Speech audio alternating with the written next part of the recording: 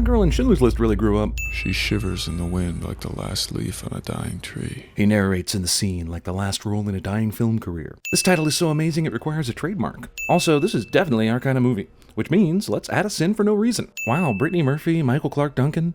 Has anyone examined the possibility that starring in this movie is hazardous to your health? Michael Madsen's still alive, right? Somewhere there's a murder victim who could claim the same thing.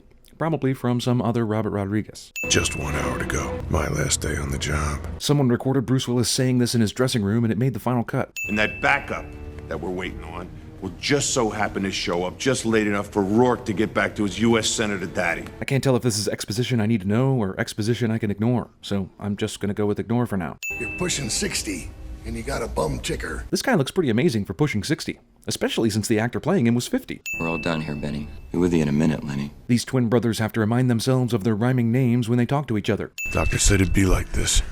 Just take the pill he gave you. Must narrate everything. Must resist urge to let visuals speak for themselves. Cop with angina busts through the door like it's made of paper.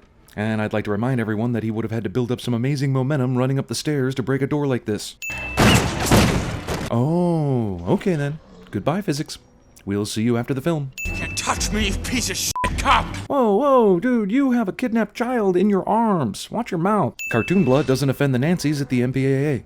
Dick shot. Already about to die guy gets shot a bunch of times, but because it's Bruce Willis, you already know he's gonna survive this shit, so what's the f***ing point? Keep his mind off the girl. Skinny little Nancy. Hartigan narrates everything, including the weight of the kidnap victim. The night is hot as hell. There's narration, and then there's Sin City. She smells like angels ought to smell. Holy? The perfect woman. Ripley? With Elijah Wood in this movie and Bruce Willis narrating everything, I swear I'm watching a twisted sequel to North. Corpse nudity.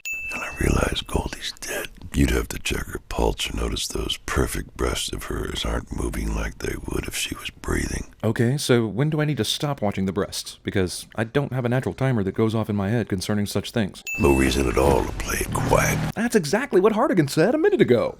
Is this the narrator union's creed? Ah, nice and soft garbage bags. Nothing hard or jagged is ever in one of those. You'd probably have to check this woman's perfect breasts to make sure she's not dead.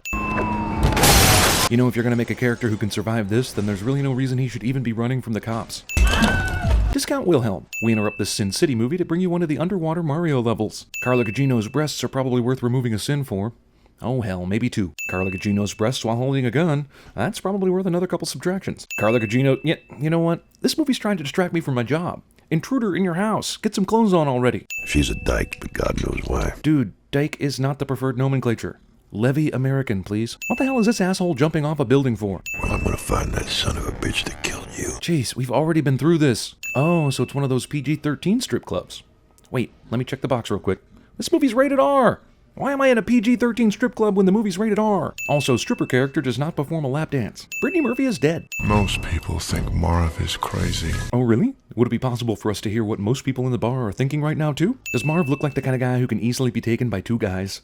F***ing amateurs. And what have been your sins, my son? Well, constant narration is the big one. I don't know how many Hail Marys and Our Fathers you have to do to cleanse yourself of that, but hopefully we don't hear you narrating them. This guy survives getting run over 3 times. Who does Marv think he is? Stephen King? And she drives away for no reason, even though he's still alive and she's got revenge on her mind. Roll credits. Marv is dead. I blew it, Goldie. Carla Gugino's legs would be a sin in this movie, but her legs are awesome too. There's not much a naked Carla Gugino can do to make any situation worse. He eats people. So why are you still here? Did he get full? Did he know to save you for last because you and Marv actually know each other and that Marv was going to break onto the farm? Isn't Sin City a huge city? Discount evil Charlie Brown shirt. I didn't know she was a hooker. How could this guy, of all people, not be able to tell a hooker from a non-hooker? He's done nothing this whole movie but brag about his street smarts and keen senses. Damn. Kevin! Lucky that Kevin has a friend who doesn't mind driving his limo out to the farm, or else Marv doesn't get a chance to do this. Possible. They're done checking the house. Coming this way. Didn't they see Marv and Lucille when they landed the helicopter? Also, why are they still here looking at the house? Why didn't they get the hell out of here already? Blowing away Carla Gugino is definitely a sin. Guys with guns decide to ignore guns and attempt to take Marv down by hand, and one at a time to boot. Guy with gun finally decides to shoot, and of course he hits one of the few cops still left standing after the fist fighting. Then he runs out of bullets at just the right time. This town should be called Convenience City. Hooker. Statue on statue violence. Where's Goldie? And by God, I will remove your hat if I have to. Wendy shows up out of nowhere to try and complete a job she drove away from for no reason a few minutes ago. This guy is the Energizer Bunny of not being killable. Goldie was my sister. My twin sister. Dun dun dun! I tied those knots. That's my specialty. Oh, I see. All the girls have specialties, and mention them frequently in conversation with people who surely know about them already. Magic hatchet and gun are readily available on tables in a room with no tables. Symmetrical standing. Goldie worked the clergy. Just like that, a whopper of a puzzle piece falls smack in my lap. I'm too dumb to put the whole picture together. Seriously? This is like putting together one of those 500-piece puzzles, and all you have missing is like a couple corner pieces. But even though you see the lighthouse and the boat in the picture, the two missing pieces of water and grass are making you doubt it's a lighthouse and a boat. Damn, he's slick. Right after Marv says this, Kevin jump kicks a hanging trench coat, expecting that to be a person. Marv removes his handcuffs from a psycho assassin in order to put Wendy in the car. That guy could wake up at any time, but sure, let's go all the way back to the car to make sure unconscious Wendy doesn't see any violence. Man, Elijah Wood took the method acting way too far to become Frodo. It really gets my goat when guys rough up dames. Oh yeah? So going after Rourke means dying? Come on, you can't die, Marv. More than 3/4 of your body is made of car parts, bullets, and tragedy. They should have shot me in the head. Yeah, sure, the head. Like that was gonna work. All of this happened on New Year's Eve? Was no one celebrating the New Year last night? Also, this article by one F. Miller is the script of the movie. No one would buy this newspaper because they'd be confused as shit as to what the hell he's talking about. Plus, this newspaper that is reporting the Cardinals' murder by way of the Sin City script completely removed the Bruce Willis part from its story. You can call me Goldie. Does that mean Marv gets to be Wendy? Because I'd pay double price for that. Sin City lets people visit prisoners right inside their private cells. Prisons holding death row murderers allow sleepovers. He's gone. Stethoscope obviously lies to the doctor. It's a regular African love fest in here. That's racist. Can I watch? Who is he? He's Superman. DC Comics. I have never hit a woman in my life. Writer with obvious woman-beating fetish keeps populating his script with dialogue insisting he dislikes violence against women. Shut up and keep your hands to yourself or I'll cut your little pecker off. Movie steals dialogue from my everyday interactions with Trader Joe's checkout girl. Peripheral vision is for suckers. We interrupt this Sin City movie to bring you Train Spotting. I'll call you later. And then Dwight jumps from the ledge for no reason. Yep, he just jumped off the terribly high window and landed safely in the grass. Because this movie doesn't give a fuck about establishing internal rules, let alone sticking to them. The cop shuts up his siren. He knows he's not the law. The ladies are the law here. This makes for a cool movie gang of chicks, but I think everyone knows that hookers aren't capable of taking over a single transaction, let alone an entire section of a city. The ladies are the law here. Unless Marv comes here shaking them down for answers about Goldie. Besides, I don't do group jobs. Man, Rory Gilmore turned into a total hooker after the 5th season. I don't do talk jobs either. It's really tough to find good talk jobs. You gotta be able to find someone who's a ventriloquist to get it right. That's far enough, Dwight. Movie goes to great lengths earlier to explain that Dwight has a new face, but this chick recognizes him instantly anyway. Deadly little Miho. That means my whore in racist American dialect. Miho sticks the swords into the top of the car, but it takes another second or two for them to show up in the next shot. Just because your swastika is a throwing star doesn't mean it's not still a swastika. She blocked the barrel. It'll backfire. I told you to shut up. It's not like it's difficult to see that she blocked the barrel. And since we find out that this dude is a cop, it really is dumb he doesn't notice. Iron Jack, the papers call him. A goddamn hero cop. A criminal this savvy doesn't know what the Iron Jack hero cop from the newspapers looks like? F you, movie. I thought Shelley said stop. She said cop. Seems like this would have been something Shelley would have said way earlier, like before Jackie Boy got into the apartment. You know, when Dwight told her that he'd take care of him and all of that. But no, she waited until he was jumping off a ledge to try and tell him. Did you forget that cop car that trailed them here? The cops know Rafferty came here. And yet they were chasing him like a common criminal. Like they didn't know who he was. Also, if Rafferty was a cop, why didn't he just pull over when the cops were chasing him? He's a hero cop, so he's definitely not undercover or anything like that, because his face is too recognizable. And even if the cops aren't as corrupt as we've been led to believe, they wouldn't have arrested him anyway. This surprise revelation makes pretty much no sense. Tarp it, Sheriff. Bad guys have no peripheral vision and never look in any direction so that Dwight can just hide in plain view. We're back to 3 of you. There is absolutely no reason why these guys need to stay here. Dwight sinks way down into the tar, but Miho not only knows exactly where to look for him in the not see-through tar, she also manages to swim down to him and drag him back up without either of them drowning. At least 10 minutes behind and probably more, this magic country road leads perfectly to the exact spot where the mercenaries are driving so that this crash can happen. But it's me knife. I'll be doing you with. Bad guy switches from grenades to a knife because when it's personal, stupidity wins. They offered me what you couldn't never offer me. So, just on the off chance that some cop comes wandering into Old Town and that cop dies, you played informant? Given the truce involved, when did you ever think that was going to happen? It's 1,000,000 to 1 shot. It's like telling someone, if you ever win the lottery, I'll let you keep 30 grand. It isn't right. There wasn't no tape over his mouth. Jeez, what an observant little whore. How many IVs does this asshole need? 8 years pass. Which means you're now about 68, but you still look 50 or 45 or whatever Bruce Willis looks like. How the hell did they find her? She was so careful. She never gave away where she lives or where she works. Well, for starters, she was the only person writing you letters for the last 8 years. You have no friends, but everyone remembers a little girl coming to visit you in the hospital. I don't know, man. Seems like you should be thankful it took them this long to find her, considering how easy it should have been. I agree to everything they want from me. I love you, Nancy. So the dirty, raping, child molesting confessor is, upon his confession, immediately released from prison? For what? Time served?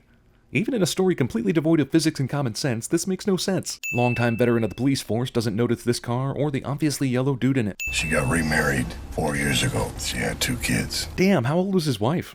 If he was pushing 60, was he married to someone in her 20s or early 30s? It's possible, I guess, but not likely. How did they find out who you are? Dude, how the f*** do you know where she lives? Either she's living in a publicly listed address, or she put her new address in the letters. Either way, how the f*** did the yellow man not find her in the last 8 years? Don't notice me. Don't recognize me. Don't look at her! We need to get out of here, right this second. Let me throw some clothes on. You have more than enough clothes on in this PG-13 strip club. What is it about right this second that wasn't clear to you? Aside from the sound of things, you might have to shoot somebody. Nancy waited until they had driven miles down the road to finish this thought. Damn, the Rourkes are so special they buy cars with the driver's seat on the right side. Also, why did he wait until now to start blasting? Why wasn't he waiting for them when they got to the car? It's not like they didn't take their time before leaving the bar. The stink. I almost gag. Better take a closer smell then, dumbass. The stink. Somehow it stays with us all the way to the motel. Because the movie villain is in your back seat or trunk. Damn, Hartigan, I just pointed this possibility out. Giant ass motel room is giant ass. We've already discussed the smell thing, but wouldn't there have been bright yellow blood tracks all the way to Nancy's car that would have ended this plan pretty quickly? Also, even if he somehow totally found a way to hide his bright yellow injured self while Hartigan investigated the crash, then found a way into the backseat of Nancy's car, why didn't he just kill them on the way there? Also, how did they not ever notice the bright yellow bastard in the backseat of the car even if there was no blood around? No. Wait, I forgot you were Jessica Alba. Nope, sorry, he's totally f***ing her. Saving her as a little kid would not in any way impact the power of boners. And then you add in the fact that grown-up her is Jessica Alba? F*** you, movie. There's wrong and there's wrong and then there's this. Wrong. We all wondered who wrote all those letters. She left not a clue. Well, you knew who wrote the letters, right? You knew it had to be Nancy, right? You just didn't know where she was, for some reason. Whatever he does to you, don't scream. Says the guy who's never been raped and cut up into pieces. Bad guy leaves before ensuring the only guy who can stop him is actually dead cliché. Because you can totally grab a convenient large shard of glass with your feet after breaking a window and with your toes pointed the other way. Wherein are we to reposit our recently deceased cargo? You waited until you got to the dead body to point out that the vehicle you're in is useless for the job. Oh look, Kevin is here! He will spend no time helping out in any way during this entire fight for some reason, even though he's a horrible cannibal psycho bastard who loves killing. Also, this may be beside the point, but exactly how many evil, creepy, rapist, cannibal killers were living on this farm at the same time? Did they never have arguments over any of the captives? I get to see your eyes while I fillet the woman of your dreams right in front of you. Why I didn't do this before is immaterial. The plot of the movie wouldn't allow it. You can't even lift that cannon! Hey, that's the same thing he said to him 8 years ago. Hey, movie, repetition does not equal symbolism. I'm taking no chances with you. But you just took a humongous chance by letting Nancy go, you moron. Here it comes. It's gonna hurt. Do it already! Movie ends, but then, sadly, like most of its characters, comes back to life.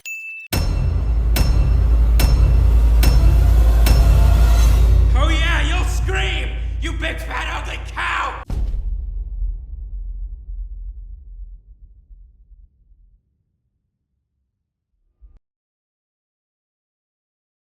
Look at you. You can't even lift that cannon you're carrying. It's conceivable, you miserable, vomitous mass.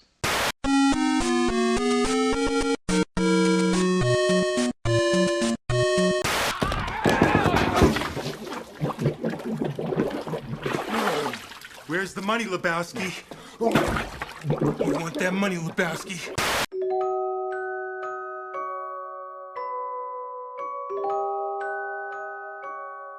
He eats people. Silent breed is people! Have you been eavesdropping? I ain't been dropping no eaves, sir, honest. When you record your demo, I'd really love to be there. Oh, he's dead.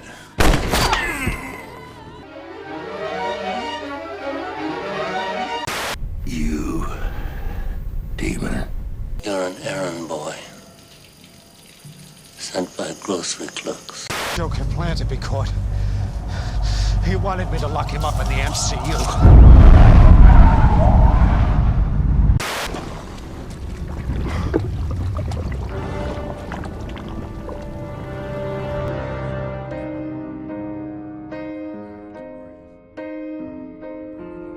This is the end.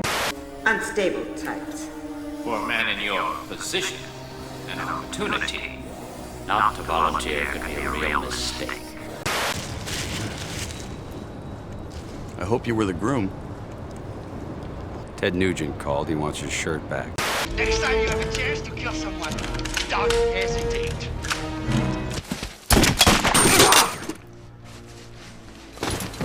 Good advice. After a while, all I'm doing is pounding wet chunks of bone into the floorboards. So I stopped.